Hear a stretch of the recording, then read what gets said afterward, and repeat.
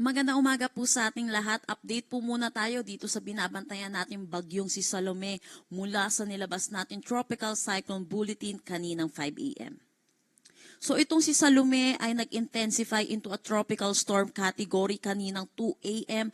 at ito'y huling namataan over the coastal waters ng Sabtang, Batanes. May taglay na lakas na hangin na 65 kilometers per hour malapit sa sentro at 90 kilometers per hour na pagbugso. Ang kanyang kilos ay south-southwestward sa bilis na 20 kilometers per hour. Sa ngayon, meron din tayong Intertropical Convergence Zone or ITCZ na nakakaapekto dito sa may Palawan at Mindanao.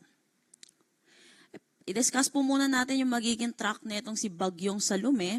So yun po kung makikita natin dito sa ating nilabas na forecast track, lumapit po ito dito sa may Batanes at hindi po ito naglandfall. Yung sentro po niya ay lumapit dito sa may Batanes. At inaasahan din natin, ito ay magwi-weekend into a tropical depression category at ito po ay magko-close approach din or lalapit yung kanyang sentro dito sa may Babuyan Islands ngayong umaga. At over Ilocos Norte naman mamayang tanghali or mamayang hapon. At inaasahan din natin magwu-weekend din ito into a low pressure area bukas bago po ito lumabas ng ating Philippine Area of Responsibility. At inaasahan pa rin po natin bilang low pressure area, posible pa rin naman po ito magdala ng mga pag-ulan, yung kanyang mga kaulapan dito sa may eastern section ng ating bansa. Kaya patuloy po tayo magmo-monitor at tutok po tayo sa updates na nilalabas ng Pag-asa.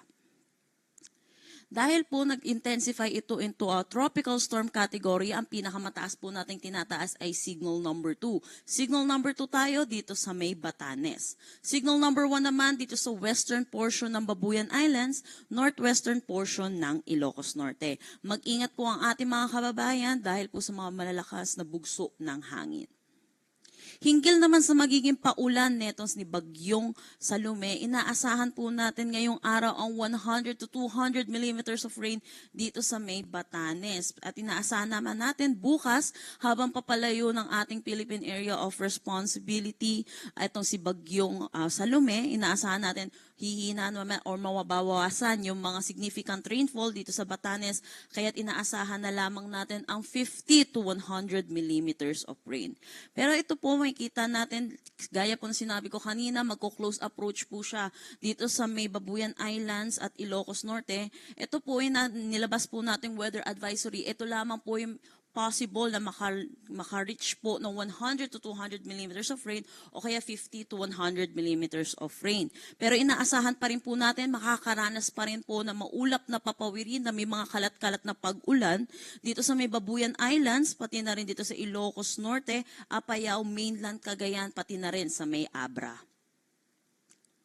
Meron tayong nakataas na gale warning dito sa may Batanes at Babuyan Islands. Kaya pinapaalalahanan po natin yung mga kababayan po natin na delikado po muna pumalaot dito sa coastal waters ng Batanes at Babuyan Islands.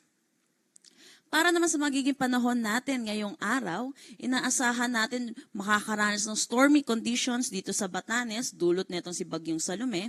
Rains with gusty winds naman dito sa may Babuyan Islands at Ilocos Norte.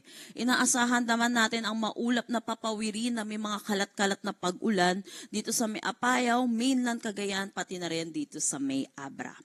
Para naman sa Metro Manila at nalalabing bahagi ng Luzon, inaasahan po natin magiging maaliwalas ang ating panahon, pero asahan din natin yung init at alinsangan lalo na sa tanghali hanggang hapon na may mga tsansa po ng panandali ang buhos ng pag-ulan lalo na sa hapon at sa gabi, dulot po ito ng mga localized thunderstorm. So kung ngayon pong araw uulan po dito sa Metro Manila, hindi po ito dulot netong ni Bagyong Salome. Dulot po ito ng mga localized thunderstorm. Kaya ugaliin po natin i-check yung mga nilalabas ng ating mga local PRSD hinggil sa mga thunderstorm advisory.